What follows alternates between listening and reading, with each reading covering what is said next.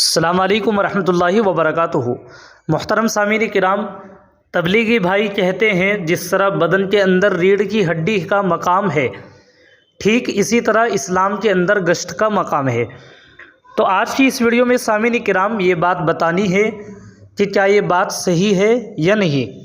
تو آئیے میں آپ کو لے کر کے چلتا ہوں علامہ بن نوری ٹاؤن کراچی کے فتوے پر۔ آپ حضرات اس کو سوال اور جواب کی روشنی میں سماعت فرمائیں۔ یہ بات کہاں تک درست ہے اور کہاں تک درست نہیں ہے، آپ کو اس کا اندازہ اس فتوے کو سننے کے بعد لگ جائے گا انشاءاللہ تعالی۔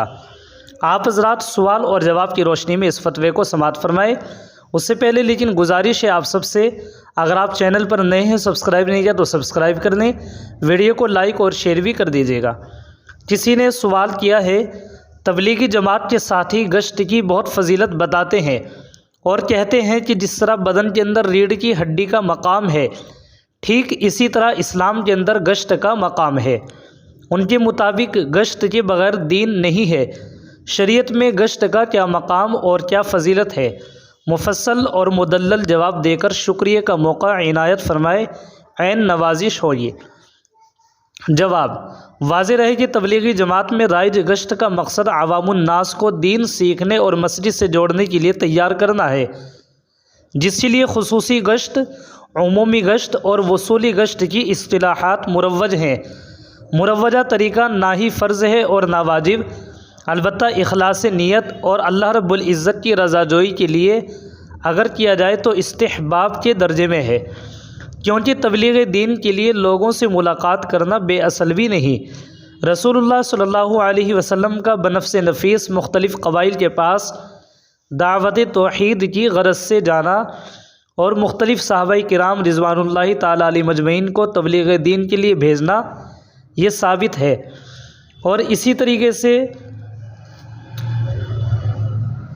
اسی بنیاد پر بانی جماعت دعوت و تبلیغ حضرت مولانا الیاس رحمۃ اللہ علیہ نے عوام الناس کو دین سے جوڑنے اور مسجد کے پاکیزہ ماحول میں رہنے اور جماعت کی نماز میں پابندی کرنے اور مسجد کو آباد رکھنے کے لیے اور دین سیکھنے کے لیے بسہولت وقت نکالنے پر آمادہ کرنے کے لیے گشت کا سلسلہ شروع فرمایا تھا، جس سے فوائد سے انکار نہیں کیا جا سکتا۔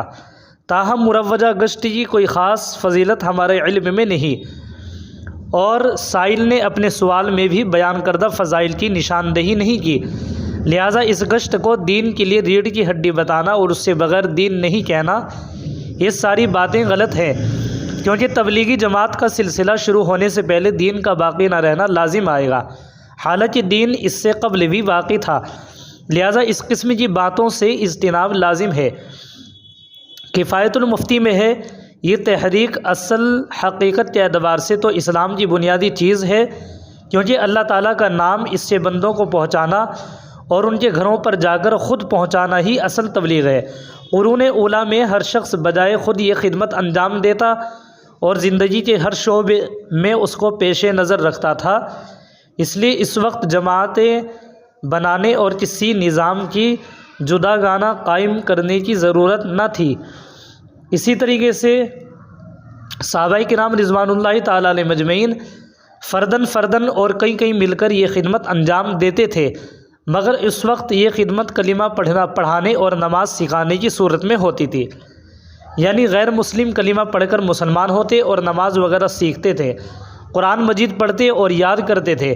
حضرت صلی اللہ علیہ وسلم نے بعض کو فرداً اور بعض کو دوسرے رفقا کے ساتھ تبلیغ اسلام و تعلیم احکام کے لیے بھیجا ہے۔ آج کل بدقسمتی سے مسلمانوں کو کلمہ صحیح یاد کرایا جاتا ہے اور ان کو گھیر کر مسجد میں نماز کے لیے لایا جاتا ہے۔ غیر مسلموں میں تبلیغ کے لیے جانے کا موقع ہی دستیاب نہیں ہوتا۔ ان نام کے مسلمانوں کی حالت اصلاح پذیر ہو تو پھر غیر مسلموں کی طرف توجہ کی جائے۔